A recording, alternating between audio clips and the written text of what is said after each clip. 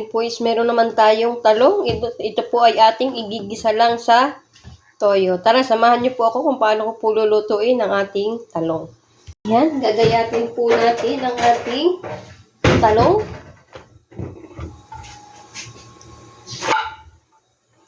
Ganyan lang po liliit.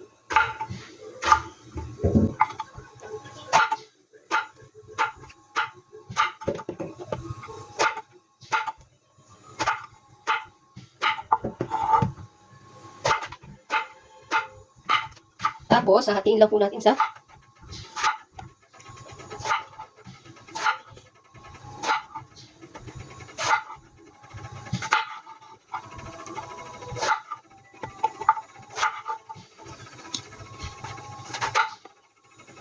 ang talong po dito ay mahahaba. Ganyan po naman niya.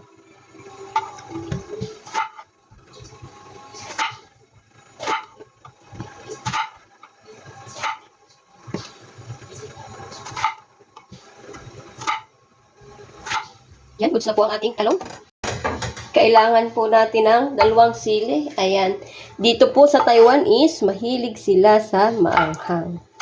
Kaya lagi po kapag nagluluto ako gulay, isda, basta po lalagyan ng sili. Ayan po, 2 lang po ang ating kailangan. Dito naman po is nagpapakulo po tayo ng tubig. Ilalabon po natin yung ating talong. Hintayin lang po natin itong kumulo. Lalagyan lang po natin ng konting asin. Yan. Pakukuloyin na po natin, tapos ihuhulog na po natin yung ating talong. Ayan, at kumukulo na po ang ating tubig. Ihuhulog na po natin ang ating talong.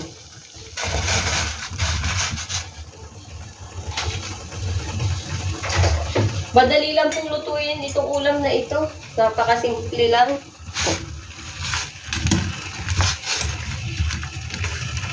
Hintayin lang po natin siya maluto. Hindi po natin siya tatakpan. Ayan, kapag puluto na yung ating talong is aahunin lang po natin.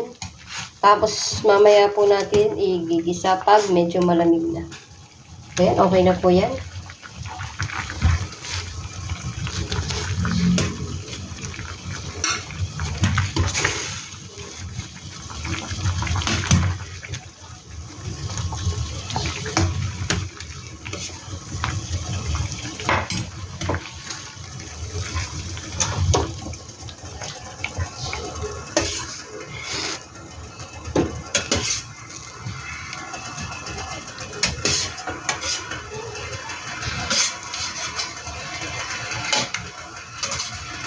Luto na po yung ating talong. Ipapalamigin lang po natin, tapos igigisa po natin mamaya sa bawang at saka sa sili. Ayan, maglagay po tayo ng mantika.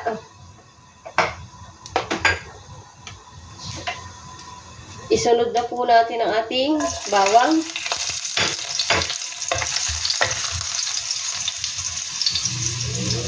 Natin ang ating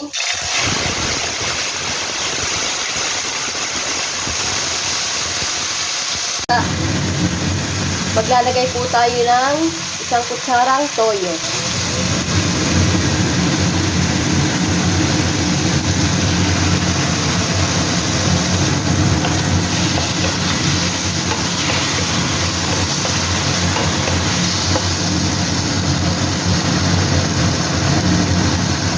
Tapos maglagay na po tayo ng sili.